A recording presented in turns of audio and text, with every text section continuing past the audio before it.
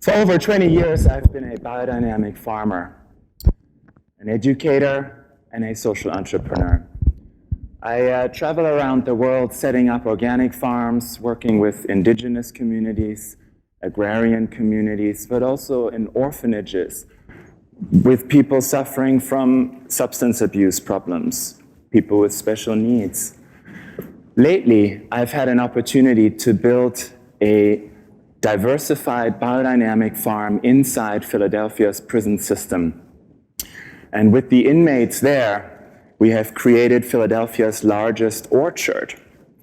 And it serves as the basis for a vocational certificate program in organic agriculture accredited by Temple University. When I travel around the world and meet organic farmers, I find that they regard their profession and environmental stewardship equally as a path that leads toward reviving the earth, but also unleashing spiritual and emotional wisdom. I view sustainability, true sustainability, as a roadmap for emotional development. I see it ultimately as an expression of pure love.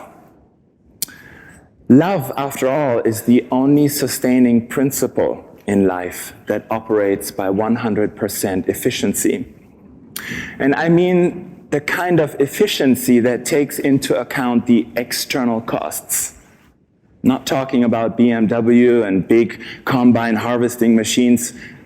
Efficiency is when, holistically viewed, you reduce emotional suffering.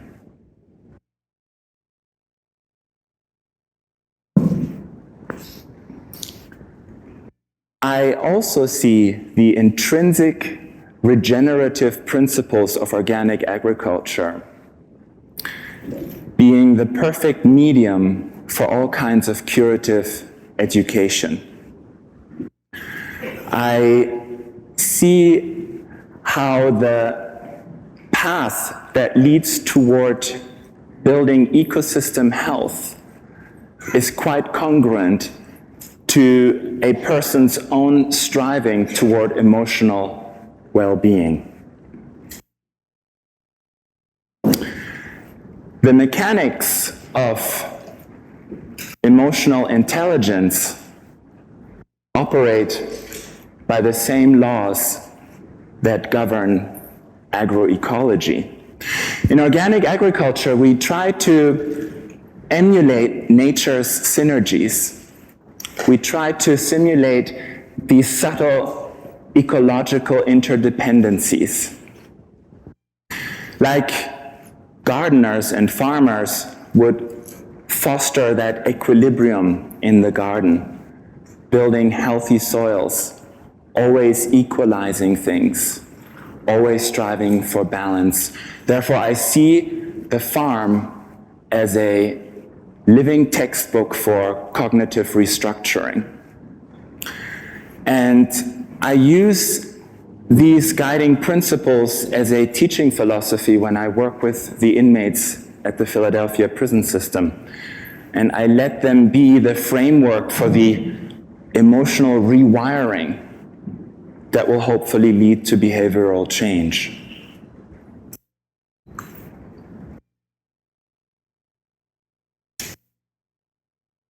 At this farm, we try to apply agronomic principles. We try to lift the urban agriculture movement that up to this point has really only been a horticultural movement, small scale, to incorporating supply chains by growing reliable amounts of produce. We see an opportunity here as we see the reform of the criminal justice system underway to bring these types of apprenticeship programs to prisons and let them be true correctional facilities. Let them adopt this powerful transformational paradigm and let prisons become sanctuaries for biodiversity. Let's implement apprenticeship programs in these disciplines of environmental stewardship, such as organic agriculture, composting, farm-to-table culinary arts, as well as sustainable landscape management and design. There's a global movement of urban agriculture that spans from Havana to Moscow, from Detroit to Nairobi.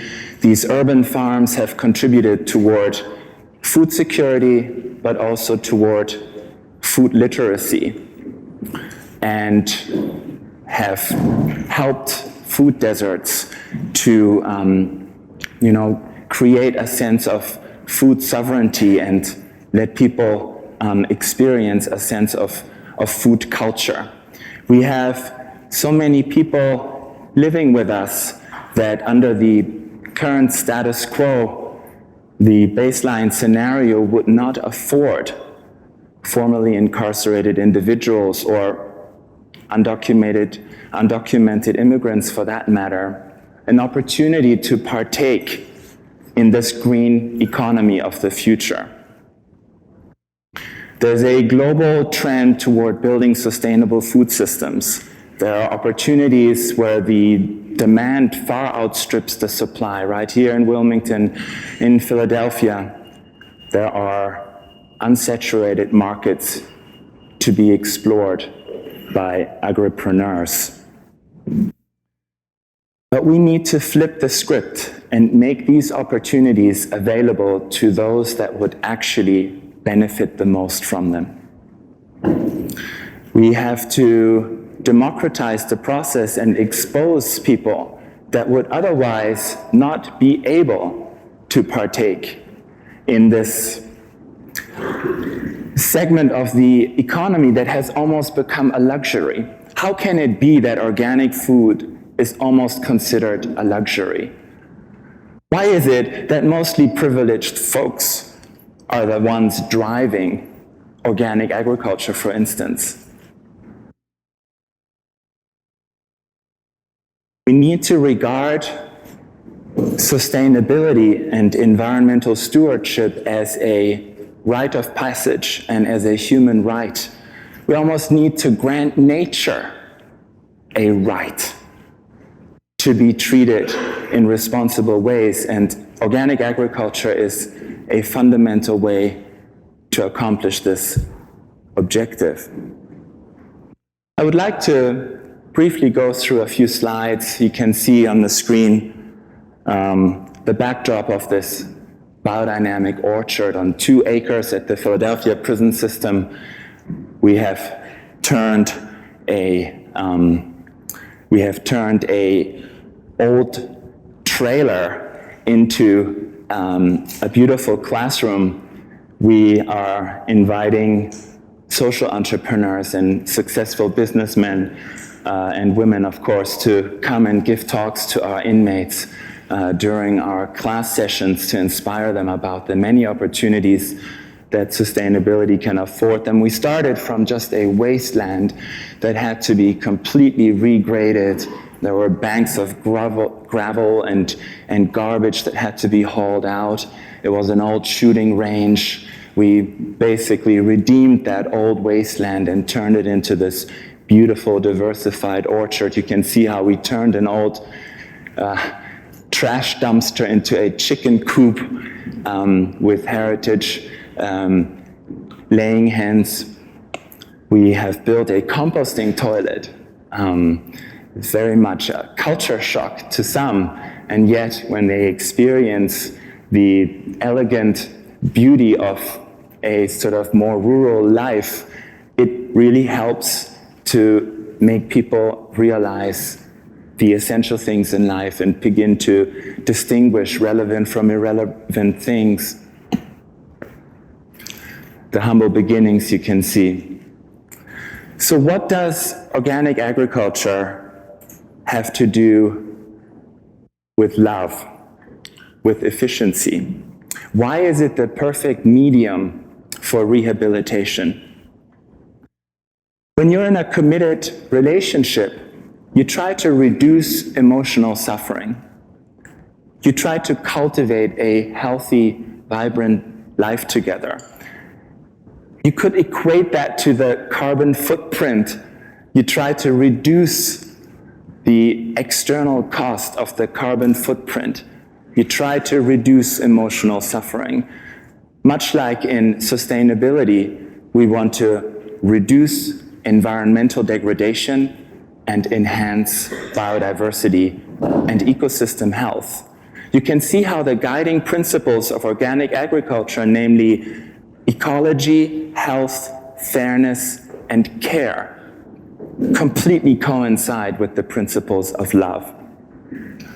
Therefore, the organic farm poses the perfect platform for change. It becomes a medium for economic renewal. It becomes a vehicle for sociocultural and educational impulses. You can almost equate or see on the continuum of consciousness evolution, sustainability, love, environmental stewardship are all on that same continuum. Therefore, I propose that we make use of this powerful transformational paradigm and that we empower our returning citizens through this holistic knowledge and social entrepreneurship. Thank you very much.